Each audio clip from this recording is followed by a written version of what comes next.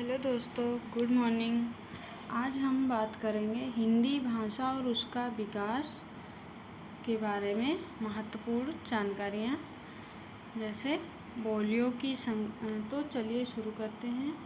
बोलियों की संख्या कितनी है? 18। फिर क्रम वाइज सब बोलियों का विभाजन बताते हैं। बोलियों का विभाजन: पश्चिमी हिंदी, पूर्वी हिंदी, बिहारी, राजस्थानी, पहाड़ी, ये 5 हैं। इनके अंतर्गत आती है। पश्चिमी हिंदी के अंतर्गत आने वाली बोली है खड़ी बोली, बांगरू, कन्नौजी, बुंदेली, ब्रजभाषा। ओके, पश्चिमी हिंदी के अंतर्गत 5 बोलियाँ आती हैं और पूर्वी हिंदी के अंतर्गत अवधी, बघेली, छत्तीसगढ़ी, ये 3 आती हैं। बिहारी हिंदी के अंतर्गत बिहारी हिंदी के अंतर्गत मगही, मैथिली, भोजपुरी। राजस्थानी के अंतर्गत मेवाती, मारवाड़ी, हड़ौती, मालवी। पहाड़ी के अंतर्गत पश्चिमी पहाड़ी, मध्य पहाड़ी, पूर्वी पहाड़ी। ओके, ये हो गया बोलियों का विभाजन। अब हिंदी का प्रथम कवि कौन, किसको माना है? हिंदी का प्रथम कवि ठाकुर शिव सिंह सेंगर ने किसको माना है? पुष्य को। राहुल सांस्कृत्यायन ने माना है सरहपा को। गणपति चंद्र गुप्त ने शालिभद्र सूर्य को माना है हिंदी का प्रथम कवि।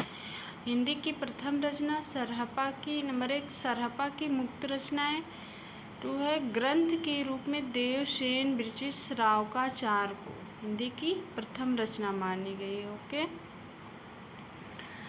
प्रमुख बोलियों के क्षेत्र कौन कहाँ बोली जाती है उसको हम समझ लेते हैं। खड़ी बोली कौरवी भी कहते हैं।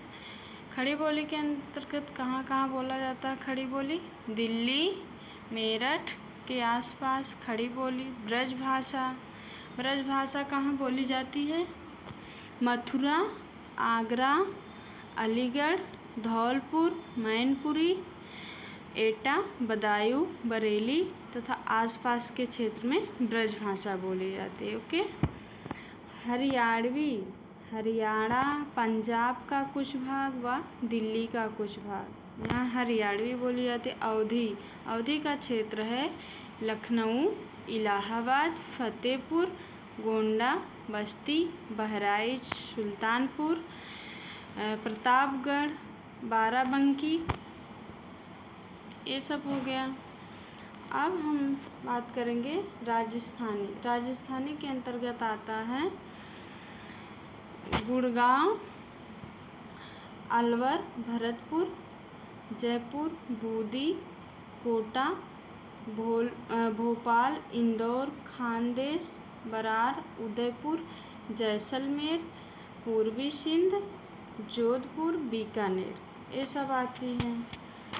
और भोजपुरी के अंतर्गत भोजपुरी थोड़ा मिस्टेक हो गया। भोजपुरी के अंतर्गत आते हैं बस्ती के कुछ भाग, गोरखपुर, देवरिया, छपरा, सिवान, गाजीपुर, बलिया, भोजपुरी, ये सब हो गए। अब आते हैं यहाँ मैथिली के अंतर्गत आते हैं चंपारण। मैथिली के अंतर्गत आते हैं चंपारण,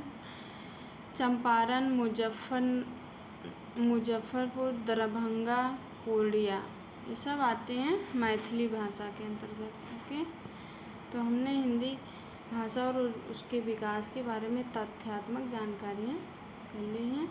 ये सब बहुत ही महत्वपूर्ण है, यहाँ से तो क्वेश्चन बनना ही बनना है सब। जैसे बोलियों की संख्या 18, बोलियों का विभाजन, 5 उपबोलियाँ, इसके अंतर्गत आने वाली बोलियाँ, फिर हिंदी का प्रथम कवि, हिंदी की प्रथम रचना, ये सब क्षेत्र भी पूछा जाता है कौन कहाँ बोली जाती है। ओके, उम्मीद है ये जानकारी आपको अच्छी लगी होगी।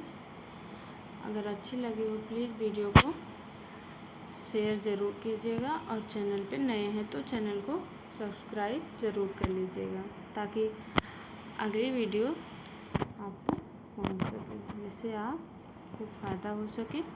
ओके, तो चलिए मिलते हैं नेक्स्ट वीडियो में। तब तक के लिए बहुत बहुत धन्यवाद।